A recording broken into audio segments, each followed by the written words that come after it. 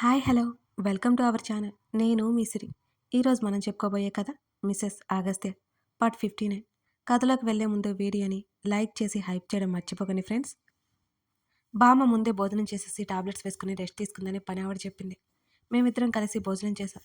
బామ్మ గది తలుపు ఓరగా లాగి ఇద్దరం గదిలోకి వచ్చాం. ఈ చిచ్చుబుడేంటి ఈరోజు సైలెంట్గా ఉంది అంటూ నా చేతిని పట్టుకుని మీదకి లాక్కున్నాడు అగస్త్య. నేను మౌనంగా తన ఛాతీ మీదకి వాలిపోయాను. ఏం లేదు, నాకు తలనొప్పిగా ఉంది అన్నాను మెల్లిగా. టాబ్లెట్ ఇస్తాను వెయిట్ అని చెప్పాడు తను. వద్దు, లేవబోతున్నా. నన్ను లేవనివ్వలేదు. అలాగే పడుకుండిపోయా. ఆంటీని తలుచుకుంటే ఏదోలా ఉంది.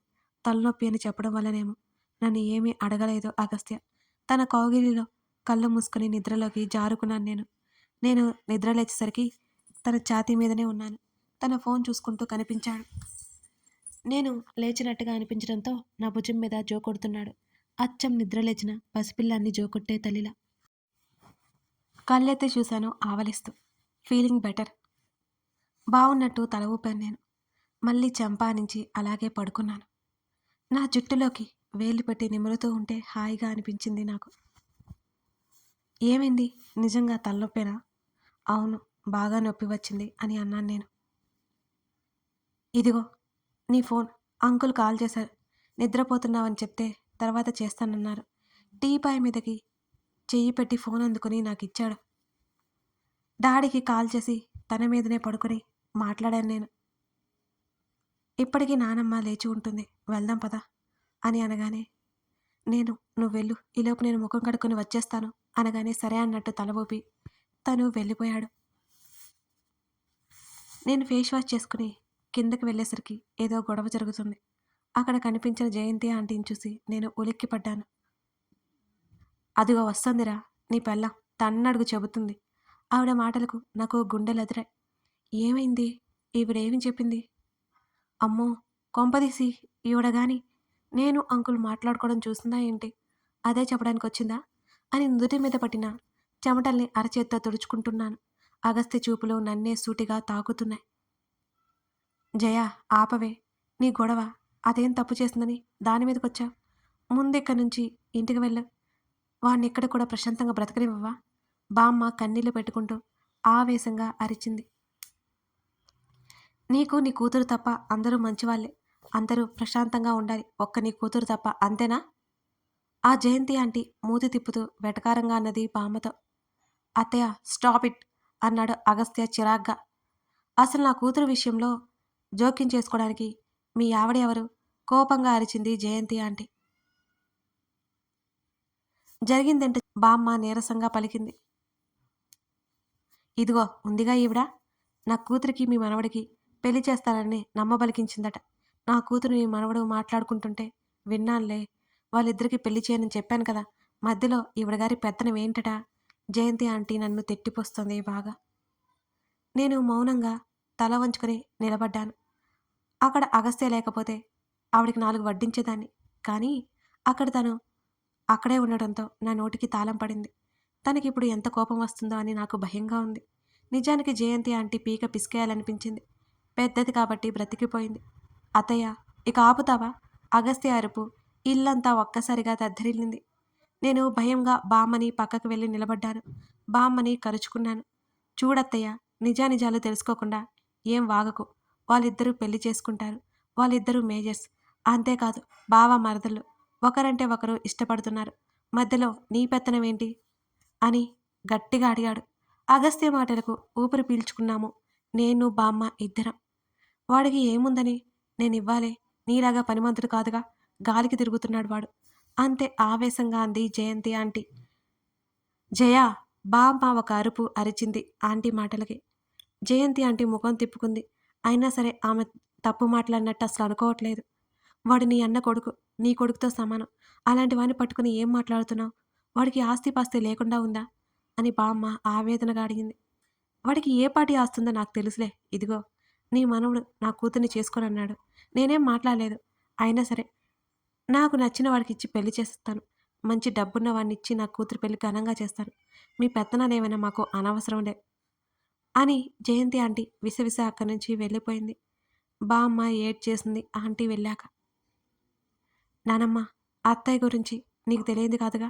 నువ్వు ఊరికే ఏడ్చి ఆరోగ్యం పాడు చేసుకోవద్దు అని అగస్త్య బామ్మ భుజాల చుట్టూ చెయ్యి వేసి నచ్చజెప్పాడు. బామ్మ కాసేపటికి కుదురుకుంది. నేనైతే సైలెంట్‌గా ఉన్నాను. అగస్త్య పని ఉందంటూ గదిలోకి వెళ్ళిపోయాడు అక్కడి నుంచి. దిగాలుగా అక్కడే కూర్చున్నాను. వెళ్ళగానే వాడికేం అవసరం ఉంటుందో వెళ్ళు బామ్మ అంటున్న నేను కదల్లేదు. ఏమైందో నీకు? ఉలకవు పలకవు? బామ్మ భయంగా ఉంది అని నేను బేలగా చూశాను. ఎందుకు భయం? నేనేం మాట్లాడలేకపోయాను. బామ్మ ఒడిలో తల పెట్టుకొని కళ్ళు మూసుకున్నాను నేను. బామ్మ నా జుట్టుని మెల్లిగా సవరిస్తోంది. నిన్నేమైనా అంటాడేమోనని భయపడుతున్నావా? అయినా అందులో నీ తప్పేముందే? నా కూతురు అంతే నోరు వేసుకొని పడిపోతుంది. దీనికి ఎవరి అలవాట్లు వచ్చాయో ఏమో! చిన్నప్పటి నుంచి దీని పుల్లవిరుపుడు మాటలతో చచ్చిపోతున్నాననుకో. అప్పట్లో నా కోడల్ని ఏదో ఒకటి అంటూ ఉండేది. తనేమో తల్లిలా కడుపును పెట్టుకొని మౌనంగా ఉండేది. నా కూతురు ఎప్పటికి మారుతుందో ఏమో! బామ్మ మరింత విచారంగా అన్నది. సరే, నువ్వు ఆవిడ గురించి పట్టించుకోవద్దు. నువ్వెళ్ళి రెస్ట్ తీసుకో బామ్మ అని బామ్మని గదిలోకి పంపించి మెల్లిగా మా గదిలోకి వచ్చాను. నేను వెళ్ళేసరికి అగస్త్య పనిలో ఉన్నాడు. తన్ని ఏమీ కదిలించలేదు. బెడ్ ఎక్కి కూర్చున్నాను. ఒక బుక్ తీసుకొని చదువుతూ తన్ని దొంగ చూపులు చూస్తున్నాను నేను. తను నా మీద బాగా కోపంగా ఉన్నాడని నాకు అర్థమైంది. గదిలోకి వచ్చినా నా గురించి పట్టించుకోకపోవడంతో నేను కనిపెట్టేశాను మరి. అంతే కదా! మరో గంటసేపు గడిచిపోయింది. నాకైతే ఏడుపు వచ్చింది. తప్పు నాది కాబట్టి పిల్లిలా నడుచుకుంటూ తన దగ్గరికి చేరాను నేను. అయినా తను నన్ను ఏమీ పట్టించుకోలేదు. ఏమీ అనలేదు కూడా. తనకి ఎదురుగా ఉన్న ల్యాప్‌టాప్ తీసి పక్కన పెట్టేసి దాని ప్లేస్‌లో నేను కూర్చొని తన వైపు చూశాను. తను ముఖం తిప్పేసుకున్నాడు. తన మీదకు చేరిపోయి తన మెడవంపులో ముఖం దాచుకున్నాను నేను. నన్నేమాత్రం పట్టించుకోకుండా కాస్త ముందుకు వంగి ల్యాప్‌టాప్ తీసుకున్నాడు అగస్త్య. కాసేపటికి తర్వాత దూరం జరిగి చూశాను. నన్ను ఏమాత్రం చూడలేదు తను. వెనక్కి తిరిగి చూసిన నాకు హాలీవుడ్ మూవీ చూస్తున్నట్టు కనిపించింది. కళ్ళు తేలేశాడు. తన చెవుల్లో ఉన్న ఇయర్‌బడ్స్ లాగి పడేశాను. నా వైపు సీరియస్‌గా చూశాడు. కాస్త కంగారు పడినా సరే బయటికి మాత్రం నేను ధైర్యం చూపించాను. మూవీ వీడియో పాసాను. నన్ను పక్కకు తోసినట్లు జరిపి మళ్ళీ ప్లే చేశాడు. సారీ సారీ ప్లీజ్ మాట్లాడు. చెవులు పట్టుకొని తన వైపు చూశాను నేను. నా కోపానికి బలవకముందే ఇక నుండి వెళ్ళిపో. తన గొంతు మరింత గంభీరంగా వచ్చింది. నువ్వు కోప్పడేలా నేనేం చేశాను అనగానే నన్ను పక్కకు నెట్టేశాడు అగస్త్య. నా చెయ్యి తగిలి సోఫా మీద ఉన్న ల్యాప్‌టాప్ నేల మీదకి చేరింది. గుండె ఆగిపోయింది ఒక్కసారిగా నాకు. కానీ ఫ్లోర్ మ్యాట్ మీద ఉండడంతో ఊపిరి పీల్చుకున్నాను. నా భుజాన్ని గట్టిగా పట్టి గ్లాస్ డోర్‌కి ఆనిచ్చాడు. చాలా రోజుల తర్వాత తన కోపం చూస్తుంటే నాకు బాగా భయం వేసింది. భయంగా చూశాను తన వంక. ఎందుకు? ఎందుకు ఎప్పుడు నాకు నచ్చని పనులు చేసి నాకు కోపం తెప్పిస్తూనే ఉంటావు నువ్వు? అని తన కళ్ళు రౌద్రంగా మారి నన్ను చూస్తున్నాయి. మాటలు చాలా చిన్నగా వస్తున్నా బేస్ వినిపిస్తోంది తన మాటల్లో నాకు. నేను ఒక్క మాట కూడా మాట్లాడలేదు. తన కోపానికి వణికిపోతూ నిలువుగుడ్లు వేసుకుని తన్నే చూస్తున్నాను. ఇప్పటికి ఎన్నిసార్లు చెప్పాను నీకు లేనిపోనివన్నీ నెత్తిన వేసుకోవద్దు అని. తను గదిమాడు. ఒక్కసారిగా అదిరిపడ్డాను తన అరుపుకి నేను. మెల్లిగా నా కనులు కిందకి వాలిపోయాయి. మామూలుగా అయితే ఏడ్చేదాన్ని తన కోపానికి. లేకపోతే ఏదో ఒకటి సమాధానం చెప్పేదాన్ని. తప్పు చేశాను కదా! ఏడుపు ఏమాత్రం రావడం లేదు. ఏడవడానికి ప్రయత్నించినా రాలేదు. కాసేపు ప్రయత్నిస్తే ఏడుపొచ్చింది మళ్ళీ. బుద్ధి లేకుండా ఏడుస్తున్నావా? ఈసారి తిట్టేసరికి నాకు చాలా బాధేసింది. నిజంగానే. నేనేం నా కోసం చేయలేదు. మీ తమ్ముడు కోసమే కదా చేశాను. ఎందుకో తెలియదు కానీ ఈసారి నిజంగానే ఏడుపొచ్చింది. సన్నగా వెక్కిళ్ళు పెడుతూ ఏడ్చేశాను నేను. బుద్ధి లేకుండా మాట్లాడకు అన్నాడు చిరాగ్గా నన్ను వదిలేస్తూ. బుద్ధి లేని పని నేనేం చేయలేదు. క్రిష్ బాధపడుతుంటే హెల్ప్ చేస్తాను అని చెప్పాను. అందులో తప్పే ఉంది. నేను తన వదినని. ఆ మాత్రం చేయొద్దా? ఈసారి గట్టిగా అడిగాను నేను. ఆ మాట అనడానికి సిగ్గులేదు. అచ్చ స్వచ్ఛమైన తెలుగు పదం వాడి నన్ను బాగా తిట్టడంతో హర్ట్ అయిపోయాను నేను. నాతో ఏమన్నావు? నా సైడ్ ఎవరి రిలేషన్ నీకు వద్దన్నావా? ఇప్పుడు అందరినీ తోకలా రాసుకు పుసుకు తిరుగుతున్నావు ఎందుకు నువ్వు? చివరికి మా అత్తయ్యని కూడా కదిలించావు నువ్వు. అసలు నిన్ను కాదు అనాల్సింది. నానమ్మనాలి. ఆ క్రిష్ గాడిని మక్కలి విరగొట్టాలి. ప్రేమించినప్పుడు దాన్ని నిలబెట్టుకునే కెపాసిటీ లేనప్పుడు నోరు మూసుకొని కూర్చోవాలి. అసలు ప్రేమించడం ఎందుకు? తను చెప్పేవన్నీ నిజాలే కాబట్టి నోరు మూసుకొని కూర్చున్నాను నేను. అందరినీ ఒక వాయి వేసేశాడు తిట్లతో. ప్యారిస్‌లో జరిగినవన్నీ గుర్తు చేసుకున్నాను. ఎంత బడాయిపోయానో, ఎవరూ నాకొద్దు అని ఎంత గొడవ చేశానో, అప్పుడు నన్ను ఎంత బుజ్జగించాడో పాపం. ఇప్పుడు కనికరం లేకుండా తిడుతున్నాడు రాక్షసుడు.